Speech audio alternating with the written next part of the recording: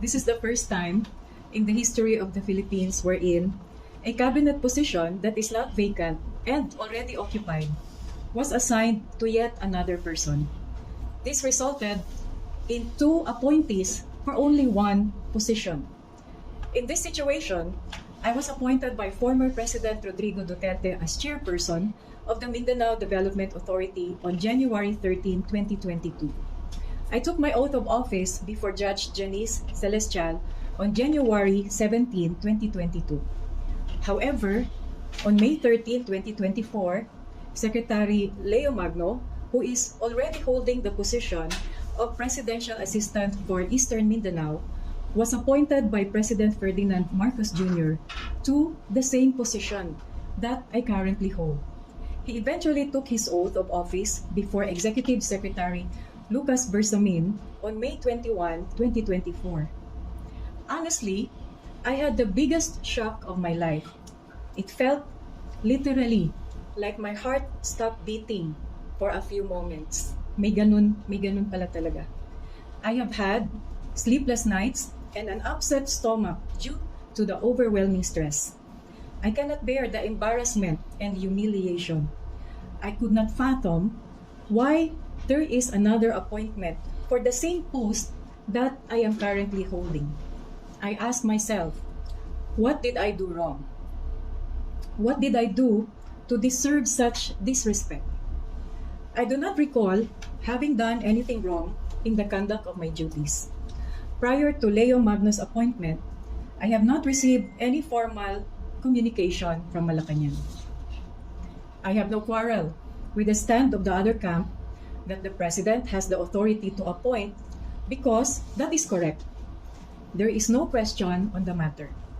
But regarding term of office and removal, we go back to the point that there is such a thing as Republic Act 9996 or the Mindanao Development Authority Act of 2010, Section 7, which explicitly states that the chairperson shall serve a term of 6 years from the date of his or her appointment unless removed for cause. I do not have any pending civil, administrative, or criminal case before the proper courts. I am also not convicted of any crime. Simply said, there is no prerequisite cause. I have not received even a single memo from Malacanang about any misconduct. The post is also not a position of trust in the sense that I do not keep confidential information to warrant such. My mandate, as stated in RA 9996, Section 3, clearly says to promote, coordinate, and facilitate the active and extensive participation of all sectors to effect the socio-economic development of Mindanao, which I have done diligently to the best of my ability. My presence in Malacanang are only for special meetings wherein I represent Minda. I was never even called to a single regular cabinet meeting. But I regularly attend the NEDA board meetings because I am an ex-officio member. It is because of my post as Minda chair. The continuity and stability of the integrated development of Mindanao is vital. That is why, from the Executive Order 512 series of 1992 establishing MEDCO, or Mindanao Economic Development Council, it has evolved into Republic Act 9996, creating the Mindanao Development Authority. Mahirap kasi pag executive order lang, so they made it into a Republic Act para magkaroon ng stability and continuity. This was because the legal luminaries of both lower and upper houses of Congress understood the clamor of Mindanaoans to finally be acknowledged in our national affairs. In Section 2 of RA 9996, these valiant lawmakers specifically constructed the words, ito po yung policy.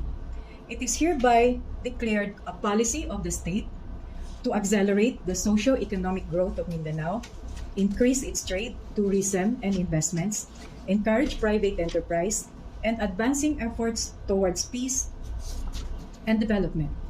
Towards this end, an effective institutional mechanism shall be established to address the need for coordinated and integrated approach in the formulation and implementation of various Mindanao-wide or Mindanao-wide interregional development plans, programs, and projects. I know that the law is on my side because RA 9996 is very clear on the agency's mandate and the chairperson's term. And kung tatanggalin man, meron din siyang cause.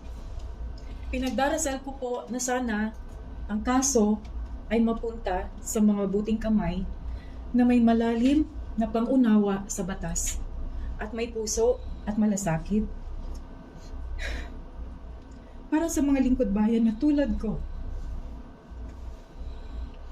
na walang ibang hinangad kundi magtrabaho ng tapat para sa bayan.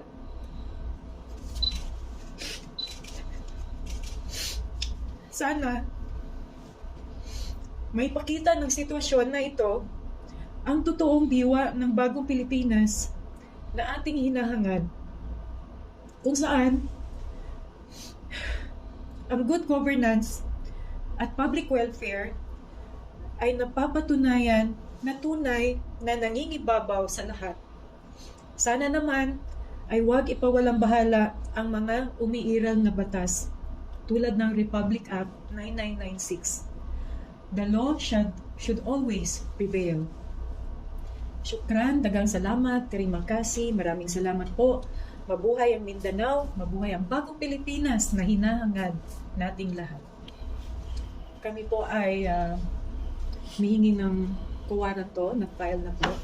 Pero hindi ko po pag-usapan yung detalye. I will let my team of lawyers do their work. Wala po, hindi po siya nakipag-usap sa akin ng face-to-face. But I remember, it was a Friday, I think last week. Tumawag siya sa phone. Anong date ba yung Friday? Tumawag siya akin sa phone, but I was on board a plane from Manila going to Davao. Sabi niya, Madam, asa ka karon? Sabi ko, I'm on board the plane. Bound Manila ako, going to Davao. Tapos ang sabi niya, sige madam, istorya lang ta pag-abot nimo sa Davao. So that was a Friday. So mali po yung nakalagay sa isang social media na news agency na pumunta daw ang transition team sa Minda office that same day, Friday, tapos hindi ko daw hinarap. Hindi po yung totoo, wala po yung katotohanan because I was in Manila. At tinanong ko rin yung mga security guard at mga tao dito sa Minda kung meron ba talagang pumunta na transition team. Wala naman daw. So, pinabubulaanan ko po yun, wala pong pumunta sa Minda na transition team or any kind of team from the other side sa Minda. At hindi po totoo na hindi ko sila hinarap during that time. I was physically in Manila. So, how can I be in Davao?